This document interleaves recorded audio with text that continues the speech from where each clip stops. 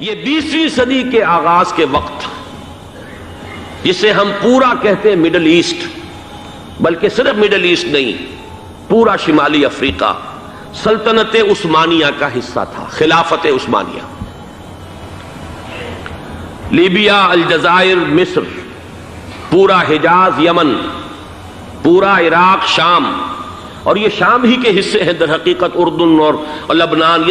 یہ شام عرب، عراق عرب، یہ پورا علاقہ خلافت عثمانیہ یہ اس کا حصہ تھا۔ پہلی جنگ عظیم میں انگریزوں نے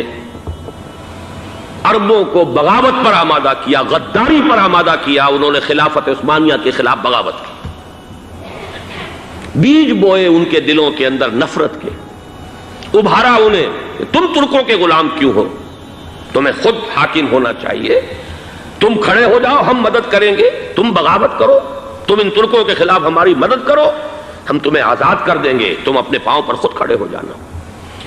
یہ بہت ہی ہمارے لیے دردناک المیہ ہے اس پہلی جنگ عظیم کا۔ کرنل لارنس جیسا شخص، برطانوی استعمار، اور اس کے نتیجے میں عربوں نے بغاوت کی۔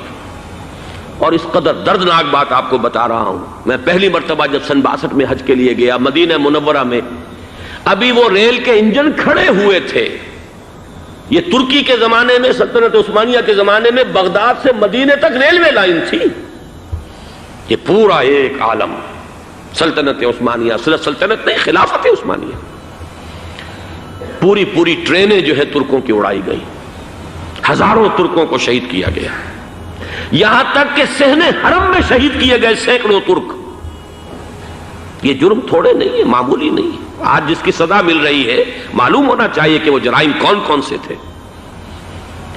اب بھی جو لوگ گئے ہیں انہوں نے دیکھا ہوگا، ترکی کا قلعہ موجود ہے اوپر پہاڑی کے اوپر، حرم کا جو سب سے بڑا دروازہ ہے باب ملک عبدالعزیز، اس کے سامنے ایک لائبریری ہوتی تھی، اب تو غالباً وہ بھی گرا دی گئی ہے، اس کے پیچھے پہاڑی پر ترکوں کا قلعہ ہے پرانا، اس پر توپیں موجود تھیں۔ جب بغاوت ہوئی ہے،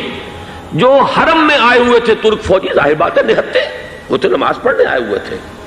ان کو وہاں ذبح کیا گیا ہے، اور ترکوں نے اپنی توپیں استعمال نہیں کی کہ کہیں بیت اللہ کو کوئی گدن نہ پہنچ جائے۔ بہرحال یہ غداری ہوئی ہے پہلی جنگ عظیم کے دوران، اور نہ صرف ترکوں پہ عربوں نے کی ہے۔ جیسا کہ میں نے کہا تھا، دو ہیں سب سے بڑے مجرم روئے ارضی کے اوپر امت مسلمہ کے طبقات۔ ہمارا پنجابی سپاہی بھی جا کر انگریزوں کی مدد کر کے ایلن بی کو قبضہ جو لے کر دیا بغداد کا، اس میں ہمارے مسلمان پنجابی سپاہی بھی شامل تھے۔ یہ خون چکاں باب ہے ہماری تاریخ کا اس صدی کا۔ لیکن اس کے بعد سلطنت عثمانیہ کے ٹکڑے ہو گئے، چیتھڑے ہو گئے۔ ایک انگریز نے لکھا ہے یہ جملہ، زہر میں بجھا ہوا جملہ، کہ تاریخ میں یہ بات ثبت ہو جائے گی کہ ایک انگریز نے اس سلطنت کے ٹکڑے کر دیے کہ جو عمر فاروق نے قائم کی تھی رضی اللہ تعالیٰ عنہ۔ یہ پورا عالم، یہ تمام علاقہ کس نے فتح کیا تھا؟ یہ بات ہاتھ بدل گئے تھے، پھر ترک آ گئے، خلافت عثمانیوں کے پاس چلی گئی، لیکن یہ سلطنت تو حضرت عمر رضی اللہ تعالیٰ عنہ کے زمانے سے چلی آ رہی تھی۔ اس کو ایک انگریز کرنل نے، اور اس نے بغاوت پہ آمادہ کر کے عربوں کو اور ترکوں کے پیٹھ میں چھرا گھپوا کر ان کے ذریعے سے اور ٹکڑے کر دیے۔ لیکن جب جنگ ختم ہوئی، اب انہوں نے کہا کہ اب ہمیں آزادی دیجئے،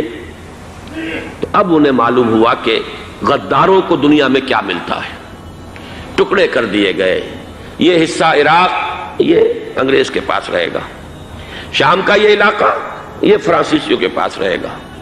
مصر پر انگریزوں کا تسلط رہے گا، لیبیا اطالویوں کے پاس رہے گا۔ لے دے کر یہ جو علاقہ تھا حجاز، چونکہ وہاں کچھ تھا ہی نہیں، بوادن غیر ذی زرع،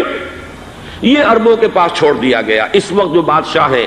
شاہ حسین اردن کے، ان کے دادا سب سے بڑے غدار وہی تھے، لہذا ان کو اس علاقے کی بادشاہت دے دی گئی۔ اس کے بعد نجد سے ایک تحریک اٹھی ہے، وہ سعودی جو خاندان ہے وہ نجد سے اٹھا ہے۔ نجد میں اس وقت کچھ بھی نہیں تھا، وہ تو صرف ریت کے تودے تھے اور کچھ بھی نہیں، لہذا ادھر کسی استعماری قوت کو دیکھنے کی ضرورت ہی نہیں تھی۔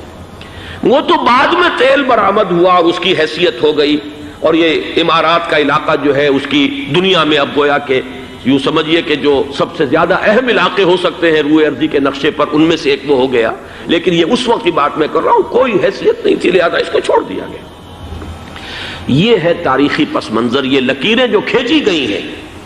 یہ ایک ملت اسلامیہ کو جو قومیتوں میں تقسیم کیا گیا، پھر نعرے لگوائے گئے المصر للمصریین الشام للشامیین۔ اب شامی ایک علیحدہ قوم ہو چکے ہیں، مصری ایک علیحدہ قوم ہو چکے ہیں، عراقی ایک علیحدہ قوم ہو چکے ہیں۔ یہ ساری تقسیمیں استعمار کی پیدا کرنا ہے، اس کا کوئی تعلق اسلام کے ساتھ نہیں۔ اب ضرورت تو اس بات کی تھی کہ استعمار کے پنجے جب یہاں سے کچھ ہٹے، دوسری جنگ عظیم کے بعد ایک دور آیا، امریکہ ابھرا ہے دنیا کی عالمی سطح پر سیاست میں، اس کے ہاں کچھ آزادی کے تصورات تھے، اس نے بھی سپورٹ کیا۔ برطانیہ کمزور ہو چکا تھا، وہ اتنے بڑے علاقے کو اب ہولڈ نہیں کر سکتا تھا۔ ہندوستان بھی آزاد ہوا، پھر یہ کہ اور دوسرے علاقوں سے بھی اس کو پسپائی اختیار کرنی پڑی۔ استعمار کے پنجے جس طرح بھی ہوئے، ان کے سینوں سے، عربوں کے سینوں سے جو ہے گویا کہ وہ ہٹے، لیکن امریکہ نے ایک اپنی بہت بڑی حکمت عملی جو اختیار کی، عالم عرب کے سینے میں اسرائیل کا خنجر پیوست کر دیا، تاکہ یہ کبھی آزاد نہ ہو جائیں، ہمارے انگوٹھے تلے رہے، ہماری پالیسی گورن کرے۔ یہ استعمار کا دوسری جنگ عظیم کے بعد جہاں برطانوی استعمار، فرانسیسی استعمار رفتہ رفتہ یہ ہٹنے شروع ہوئے، صدر ناصر نے انگریزوں کو اٹھا کر پھینکا میڈیٹرینین میں اور دوسرے جگہوں سے، الجزائر نے آزادی حاصل کی فرانس سے، اطالویوں سے جو ہے لیبیا والوں نے آزادی حاصل کی، یہ ہو گیا، لیکن ایک خنجر پیوست کر دیا گیا اسرائیل کا سینہ عرب میں۔ اس صورتحال میں ظاہر بات ہے کہ ایک تو بڑی آئیڈیل پوزیشن تھی کہ پورا عالم اسلام متحد ہو، لیکن وہ تو بہت دور کا خواب معلوم ہوتا ہے۔ علامہ اقبال سے بڑا کوئی نقیب نہیں ہے ملت اسلامی کی وحدت کا، ایک ہو مسلم حرم کی پاسبانی کے لیے نیل کے ساحل سے لے کر تا بخاک کاشغر، لیکن انہیں بھی اپنے لیکچرز میں کہنا پڑا کہ اس وقت جو صورتحال ہے پورے عالم اسلام کی ایک وحدت بن جانا تو تقریباً ناممکن نظر آ رہا ہے۔ اگر کسی طرح ایک common wealth of Muslim nations وجود میں آ جائے تو بھی بڑی کامیابی ہوگی، لیکن اس سے بھی پہلے یہ تو زیادہ آسان تھا کہ عالم عرب ایک وحدت کی شکل اختیار کر لے۔ یہ تو ایک قوم ہے، اکثر و بیشتر ایک نسل یا زیادہ دو نسلیں کہہ دیجئے، شمالی افریقہ میں بربر نسل بھی ہے، باقی تو سب عرب ہے۔ یہ پورا عالم ایک نسل، ایک زبان، پورے اتنے رقبے کے اوپر بولے جانے والی ایک زبان، یہ تو ایک ہو جائے۔ افسوس یہ ہے کہ اس کا ایک ہو جانا، ایک شخصیت ابھری تھی جو مذہبی مزاج کی شخصیت تھی، جو دینی مزاج کی حامل شخصیت تھی، اگر اس کی قیادت میں عالم عرب متحد ہو جاتا تو واقعتاً ایک بہت بڑا جو ہے مرحلہ وہ طے ہو جاتا پوری عالمی ملت اسلامیہ کی ایک وحدت اختیار کرنے کا۔ وہ شخصیت تھی شاہ فیصل شہید کی، اور اس لفظ کے ساتھ ہی آپ کے ذہن میں آ گیا ہوگا کیوں انہیں شہید کر دیا گیا، کس نے کیا کرایا، کہاں سے تعلیم حاصل کر کے آیا تھا وہ جس نے شہید کیا شاہ فیصل شہید کو،